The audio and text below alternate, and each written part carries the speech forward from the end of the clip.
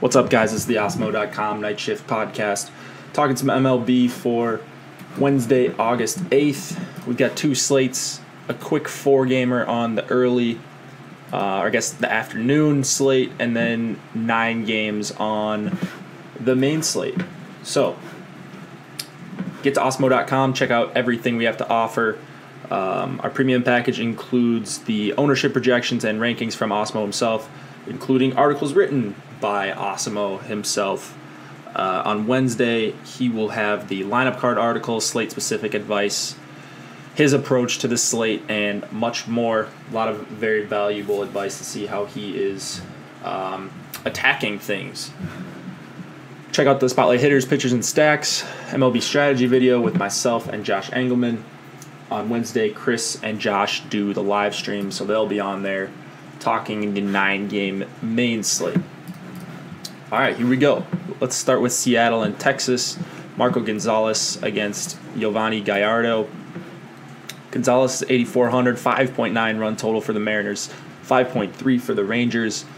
Another game in Texas that is warm, although it's cooled down, quote-unquote, cooled down a little bit. It's under 90 for this game.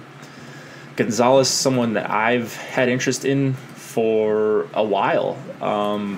And I don't think he's the craziest GPP play on a short slate. I mean, there's not a lot of super appealing options on the early. We've got Coors, we've got this game.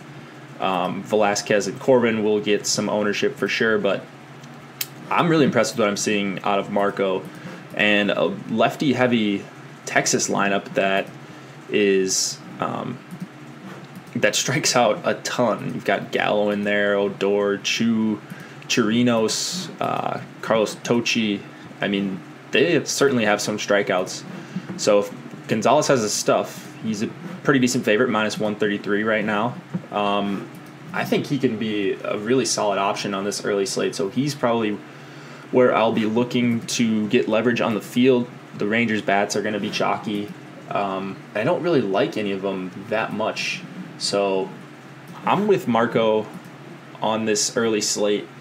Gallardo on the other side, not a fan of him here.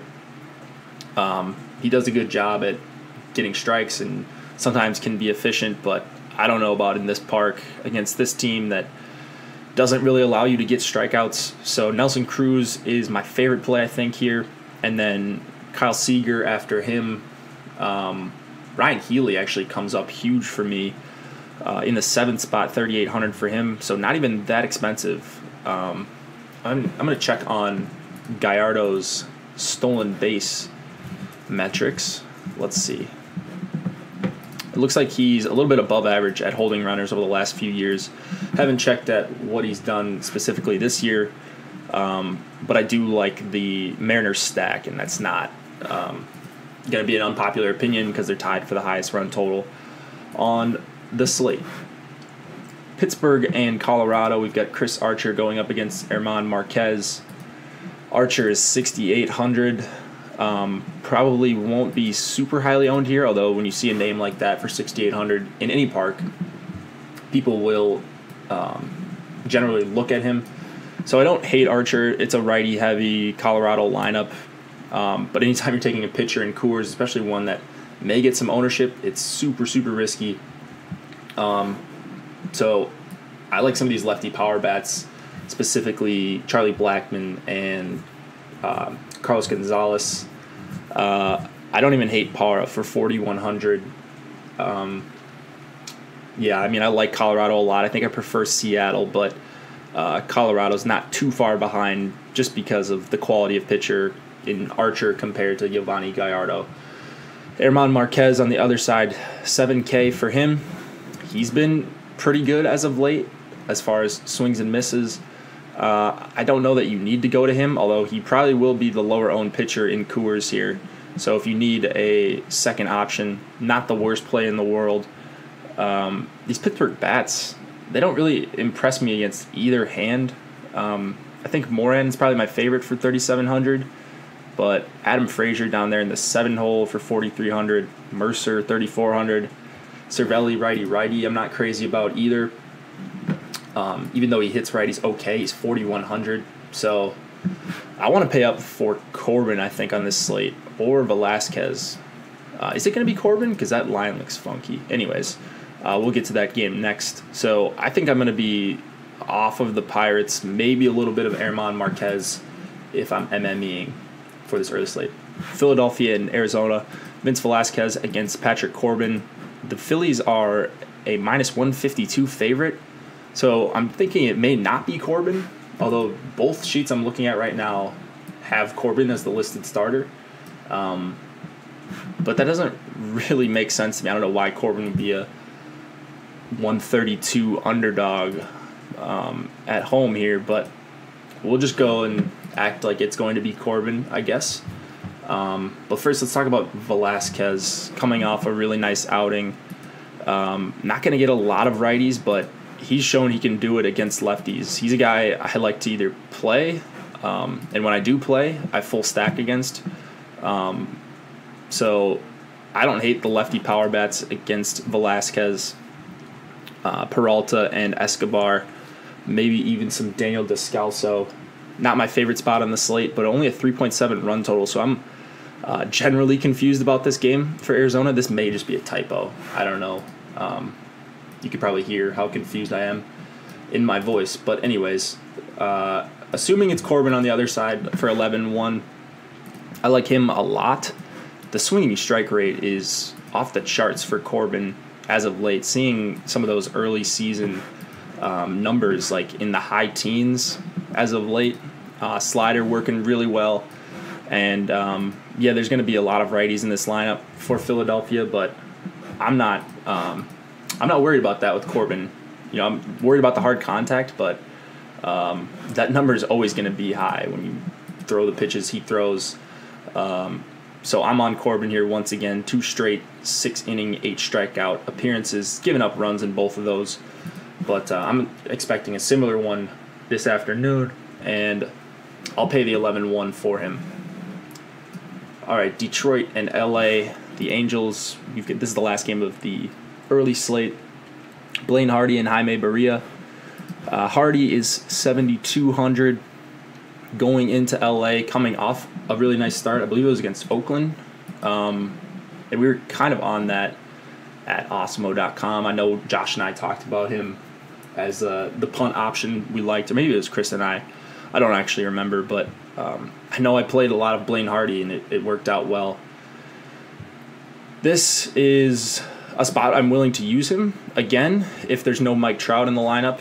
The Angels just don't hit lefties that well. Surprisingly bad, actually. I know they got to Matt Boyd a couple nights ago, but it doesn't really make sense. You've got Upton in there. Andrelton Simmons, just a pretty decent hitter. Ohtani strikes out quite a bit, lefty. So I think there is a little bit of upside for Blaine Hardy here, even though he's an underdog and it's hot in Anaheim. Barria on the other side, 6,200. I would guess he's going to be really popular on this early slate, and you can check out the ownership projections. We do have ownership projections and rankings for each slate, including the night slates, early slates, all that good stuff. I know a lot of other sites don't do that, so I think that's one thing that separates us. Just wanted to mention that because sometimes I just think about the main slate projections, but we do have the early ones as well.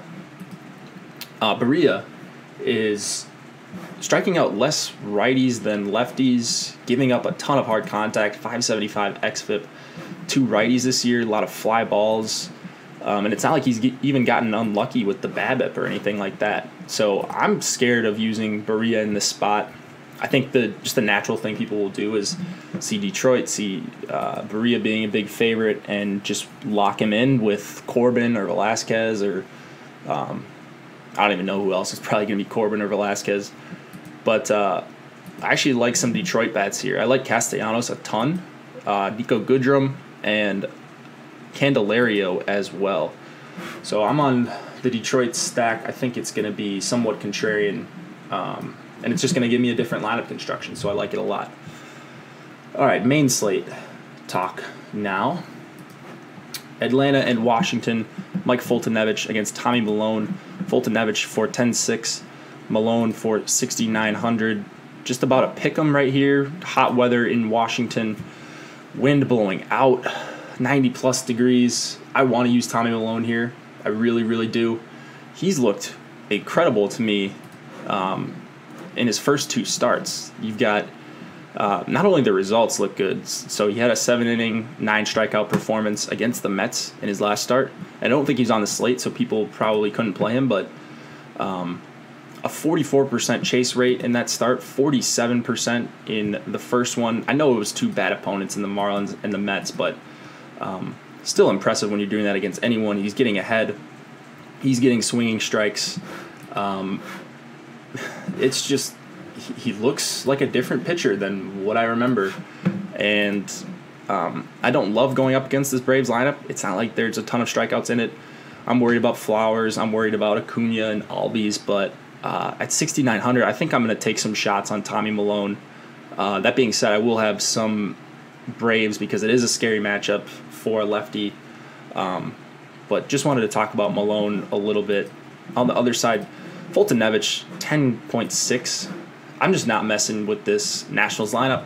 Not for 10-6 at least. Not in that weather. I like Harper, Soto, Adams, Daniel Murphy. This is another Nats stack game for me, so I'm going to be heavy on the Nats, hoping Foltynewicz will get some people off of the Nats because he is somewhat of a respected pitcher on the industry. Baltimore and Tampa Bay. Andrew Cashner against, looks like it's going to be a reliever game for the Rays, so I'm not sure who's starting. They haven't announced it just yet because I record this so early, but possibly Jake Faria. If it is him and he's able to throw 80 to 90 pitches, I think that's somewhat interesting. But we'll talk about the Rays and Orioles bats if there's anything needed to be talked about there on the strategy video tomorrow morning. So tune in with myself and Josh. We'll go through the main slate probably first and then the early afterwards. And then it's Cashner on the other side, so I'm not playing Cashner. I like a lot of these power lefties for the Rays. Bowers, Wendell, even though Wendell's not really a power righty, but Choi, G-Man Choi, can certainly hit righties, so I like him for 3,700 as well. Boston and Toronto, Brian Johnson against Mike Hochschild. All right, so Johnson is 7,000 on DraftKings. I probably have a little bit of interest here if he were a righty, but against 9 righties here, I think it's enough for me to pass on Johnson. There are some hitters I respect in this Orioles lineup. I actually like the top 4 or 5 if you want to include Morales and Russell Martin. But Teoscar and Justin Smoke grade out really well for me against lefties, so I have no issue using them. And then Hochschild on the other side, he's 4,400. He looks okay to me. I mean, nothing special out of him. It's not like he's a huge strikeout pitcher. Doesn't really go super deep into the games. And then he's going up against the Red Sox. So no Hochschild for me, I don't think, even though he is 4,400. I'm going to be attacking him with the top 4 for the Red Sox, Betts, Benintendi, Moreland, and JD. If you can afford them, they're super expensive on this slate, as they should be. Twins and Indians, Jake Odorizzi against Mike Clevinger. Odorizzi is 5,200. Going into Cleveland, Indians have a 5.4 run total. I don't think I'm going to be using Odorizzi, even though I like him. I just can't do it here. Not against Cleveland, in Cleveland. For whatever reason, they just smash at home, and they don't smash on the road, to put it politely. So the top 3 will be popular for the Indians. I wish Leonis Martin batted higher up in the order. I don't know why they have him 9th. I mean, put him above Melky or Kipnis. But anyways, that's neither here nor there. If for some reason Martin is up in the lineup, I would really like to play him in the spot for 4,300 against Odorizzi. If not, I'll probably just stick to the top 4 for the Indians. Clevinger, 9,500. Big favorite, minus 200 It's 78 degrees in Cleveland, a little bit of wind blowing in. Not terrible pitching weather, not super hot or anything like that. Clevenger does struggle with lefties a lot more than righties. I mean, he's fine against lefties, not like he's Lance Lynn or anything, those type of splits, but certainly is much better against righties. 27% strikeout rate against righties, less hard contact, and then 21% against lefties. So he's going to see 7 lefties, it looks like. And I like Rosario, Polanco, even Max Kepler down in the order for 4,100. So I like this contrarian Twins mini stack, especially with those 3 I mentioned, Rosario, Polanco, and Max Kepler. Because I think Clevenger will get some ownership here just because there's not a lot of options on this main slate. Not a lot of high-priced options, and he's somewhat discounted. He's a big favorite. But I do like some of these Twins bats, so I'll probably be going to the other side of that one. All right. St. Louis and Miami, John Gant against Trevor Richards. Gant is 6,300. Looked good in his last start against Pittsburgh. The problem with him is he doesn't really go deep. 71 pitches in his last start. He's gotten up to 96, but that was over a month ago. So I don't know if I can get to Gant.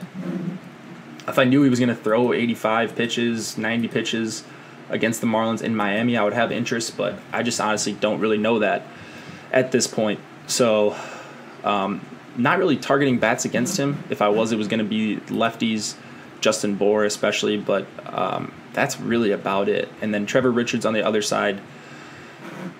I like Richards against lefties because he's got that really, really good changeup. He's got a 25% K rate against lefties. Obviously, the Cardinals are very right-handed oriented, if that's even a phrase. But I prefer lefties against Richards. I should say I prefer Richards against lefties. Against righties, 48% hard contact for Richards, just a 20% K rate, a 171 whip. So I'm on the other side. I'm on the Cardinals stack. You can't really throw changeup righty-righty. It's going to get clubbed by any good hitters. So I like the Cardinals here. Super, super underpriced. Everyone under 4K that I'm going to list off here. Molina, DeJong, Ozuna, Jose Martinez, Jorko, Colton Wong, and Harrison Bader. Now, those last 2 don't really matter to me that much. It's mostly the first 6 that I want. Carpenter's 5,400, but I have no issue using him. It's not going to be tough to get him with the full stack because all the other guys are so cheap. Yankees and White Sox. We've got Luis Severino against Lucas Giolito. This is probably pretty easy to figure out where I'm going here. Some people think Severino's broken. He's 11-4. I don't think he's broken. This is a perfect get-right spot for him. Tough start against the Red Sox, I believe it was. But just so much swing and miss upside for him. And really a tough stretch as far as earned runs go. This is the perfect bounce back spot. 3.2 run total for the White Sox. I'm assuming he's going to be chalky. The Yankees are huge favorites here, minus 270 as of now. But I don't really care. I think he's the best option on the slate. Maybe outside of Kershaw, if you want to make that argument. I just think Severino is just as good of a pitcher. He's got more upside than Kershaw, I think. But anyways, that's a different argument. So I love Severino against this White Sox team. They strike out a ton, whether it's home, whether it's away. Decent pitching, whether it's under 80. And then a really good bullpen behind him. But he's one of the guys that they let go deep, even though it was a bad start last time. 115 pitches for Severino. On the other side, Lucas Giolito. You guys know my stance on him. I think he is one of the best pitchers to stack against in the MLB. So I'm all over the Yankees. I mean, name any hitter, and I'm probably going to have them in some lineups all the way down to Romine and maybe even Neil Walker in the 9 spot. Padres and Brewers. We have Brett Kennedy against Julie Chassin. Kennedy is 5,100. Let's see. Let's take a look at Kennedy. I pulled his page up just on Baseball Reference, just to get a quick look. Doesn't seem to be the biggest swing and miss guy, although he has had some starts where he's gotten a ton of swings and misses. He is pretty stretched out, 78 pitches in his last start. That was on August 1st. So if things are going well against the Brewers, although I don't know if they will, but if for some reason they are, he's someone that can go pretty deep, and that in itself is valuable for 5,100. But I think ultimately I will be on the Brewers here. Yelich 5,700, Travis Shaw for 4,600, Thames for 5,200. Super expensive Brewers bats here. I think maybe the most expensive stack on the night, but I think worth it against Kennedy and that Padres bullpen. Chacin for 7,500 probably will be somewhat popular, I would think. Chacin, someone that you can use in specific spots, I think. This is a decent price for him. He's at home, should get run support, and certainly can strike out righties, 24% on the year, limits hard contact for the most part, gets ground balls, does all the things you want your pitcher to do, and just doesn't allow base runners to righties either. Padres not the most concerning offense either, so I get it with Chacin. I don't want to play him if he's overly chalky, but he'll be someone that I consider in the mid-tier. And then if you're looking to leverage against him, I think probably Eric Hosmer is my favorite way to go, but do you really want to play much Eric Hosmer? Because I really don't. Cubs and Royals, Jose Quintana against Heath Fillmyer. So Quintana, 8,300 here. I would guess that he gets some ownership just because he is another name, but only striking out 19% of righties this year, giving up almost 40% hard contact, 481 xFIP. Like, those numbers are not very good. Not saying the Royals are good, but I'll play Whit Merrifield here for 5K. I don't think anybody's going to be on him after he disappointed. I'll play Salvador Perez against a lefty for 4K. So I think there are ways to leverage if Quintana is popular. I don't know if I can get to a full Royals stack, 3.6 run total, but it is 90 degrees. So I think the good hitters will be able to make solid contact in 90-degree weather. So once again, I like hitters against Jose Quintana. Fillmyer is 4,500, and it's just too much firepower in this Cubs lineup all the way down through Happ. So Rizzo's going to be popular. I can almost guarantee it. You're going to see Happ be popular, Schwarber, Hayward, Javi Baez is 5,700 against a righty. Zobrist, 5,300. Man, these Cubs are priced up too. But I think they deserve it. And you got to remember how bad Kansas City's bullpen is too. So just an extra bonus. If they get to Fillmyer early, they should just be able to tee off on the rest of this bullpen. Last game of the night, Dodgers and the Oakland A's. Kershaw, 12-8, going up against the A's. So I actually don't hate Kershaw here. I don't hate one of the best pitchers of the generation. Nice. No, I don't play Kershaw very often. But he is 12-8 here. This is a pretty good spot for him, I think. The A's on the season against lefties in their home park, 85 WRC plus, 24% K rate, closer to 25 actually, 294 on base percentage, 153 ISO. They just lose it when they're at home. They hit so much better on the road. You see them tear it up in good parks all the time. And they just really struggle in Oakland, especially against lefties. So I like what I'm seeing from Kershaw over his last couple starts. He seems like he can go well over 100 pitches. They've let him do it recently. So I'm in on Kershaw. I don't think he's vintage Kershaw, but I'm just hoping he gets me 25 here, and I think that's really attainable. On the other side, Mike Fiers, not someone I'm playing.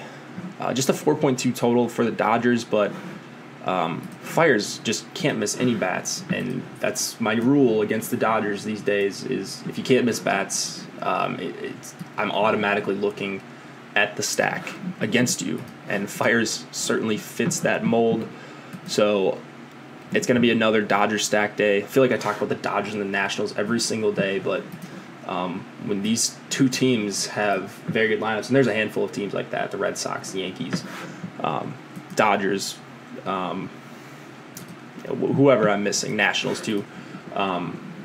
When these teams are going to be low-ish owned because of their run total or whatever, and it's against a average pitcher, I'm just going to stack them up and be overweight because I think in the long run that will pay off. So I'm on Jock and Muncy and Bellinger, especially Grandal for 4,300. They're not even that expensive either. No one over 4,700 in this Dodgers lineup. So low-owned Dodgers once again.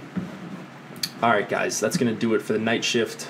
Check out our Playline contest on playline.com. It's called, let me pull it up here. It's called, I wrote an article on it, so you can check that out on the site. It will be up by the time you listen to this. The Playline article is called, here we go, load it up. Awesemo.com presents $1 million perfect line bonus plus 7,500 guaranteed inside pitch. It's right at the top when you go to playline.com. It's an awesome site. You get to project the pitches, strikes, and strikeouts for Luis Severino, Mike Clevenger, and Clayton Kershaw. I wrote an article on awesemo.com, so check that out. Ownership projections, rankings, all that good stuff will be out. Spotlight hitters, pitchers, stacks. Come and hang out in chat in the strategy video tomorrow morning. Josh and I will be starting a little after 9 Eastern, talking both slates. And good luck researching, guys.